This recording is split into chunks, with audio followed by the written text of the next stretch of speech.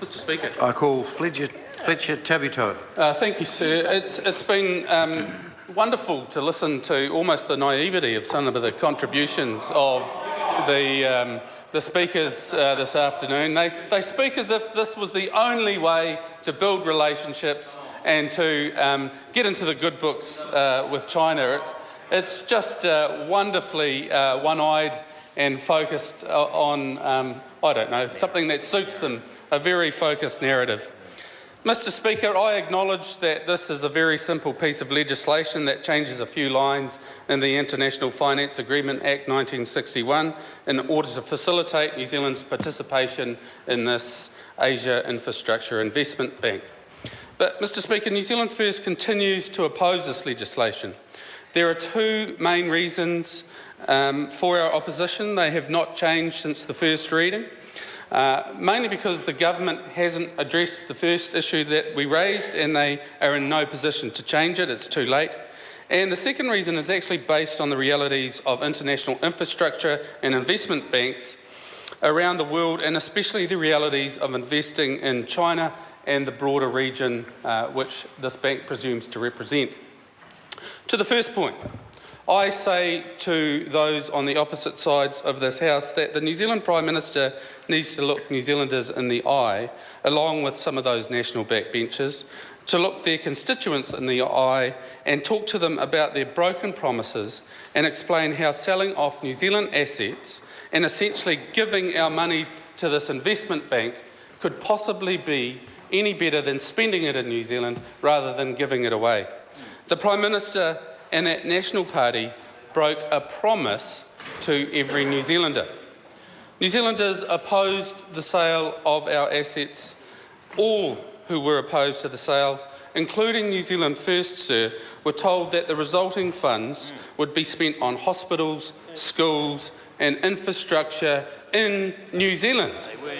We were all told it would be spent on paying off this government's debt, which continues to balloon out of control. We were told it would be spent on rebuilding Christchurch. That was the promise made to all New Zealanders, sir, and it comforted many. It comforted many who thought it was our only choice, because that was the line given to them by this national government. So, with the claimed mandate that they clearly did not have and do not have now, this government sold off large chunks of New Zealand assets. And despite promises to the contrary, in fact, as it turns out, they sold it mainly to foreign investors, sir.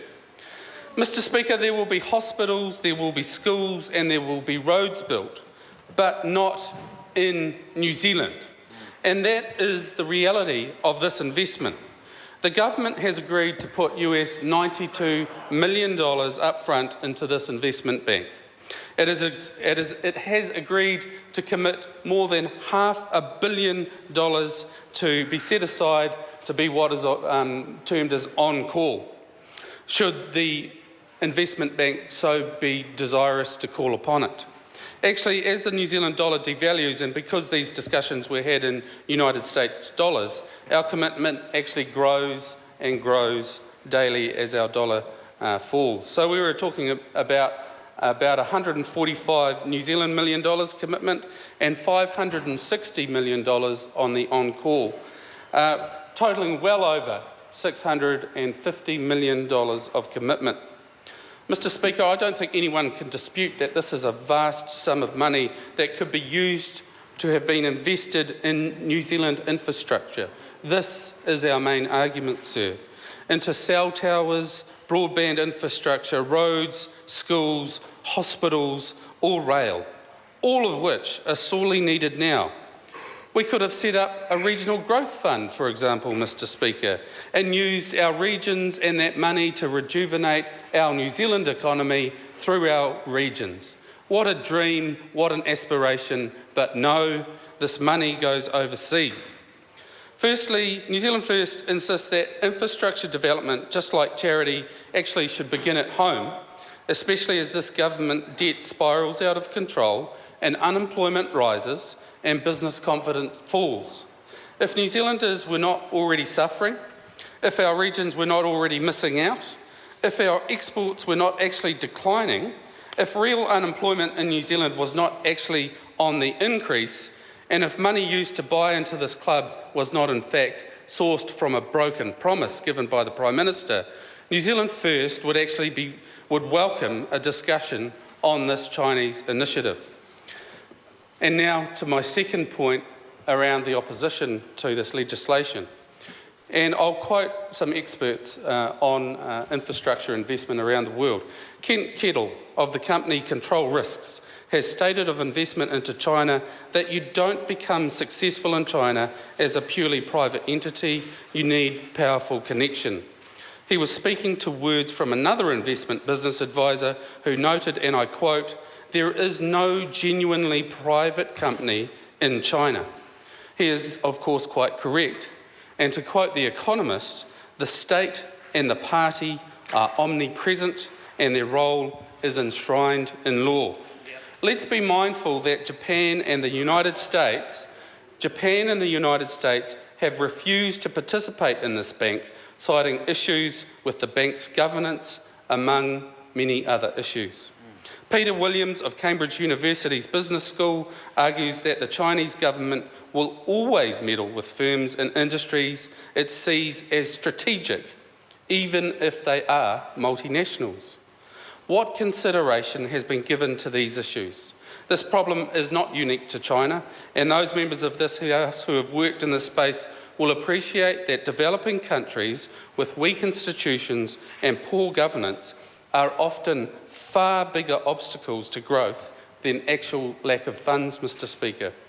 I acknowledge that China is searching desperately for investment dollars as they switch their economy from infrastructure development to a consumerist one. New Zealand First would point out, however, that this infrastructure bank is not the whole answer and will provide little or no benefit to New Zealand. We must consider the realities that history has shown us again and again. A project presented to this type of investment bank will often look good on paper, sir. Practical implementation, on the other hand, is often a frustrating and sobering experience. Costs provided to investment bank projects historically far exceed initial estimates, and planners bidding for funds often woefully underestimate the skills and funds needed to ensure maintenance and repairs of these big infrastructure problems. It has been interesting to note the contribution from members today as well. They've been speaking as if our participation in the AIIB has been a matter for this Parliament or this Select Committee. Actually, there was no discussion of our participation in the details as such in Select Committee. I will remind this House that actually this Parliament did not make any decision to participate. The details of the government's participation in this investment fund came to the Select Committee after the fact. All decisions had already been made in relation to our participation in the infrastructure bank itself. Our consideration and discussion is, Mr. Speaker, after the fact. It had already been signed. This government has bitten off more than it can chew. It has committed far too much of New Zealanders' money that was supposed to be used for New Zealanders. The advantage of being an early adopter have perhaps compromised our negotiation power in the TPP as we undermined our relationship with the US. We will not have a say on how the money will be invested, sir. And to the Minister of Finance, I say again, we will grow strong with Asia, but the benefits arising from this bank alone are highly questionable, and without doubt, New Zealanders would have preferred to see over $650 million invested directly into the New Zealand economy, sir. Perhaps then, we as an economy could have better contributed to our immediate region's growth. The Minister's logic is backward at the least and flawed in reality.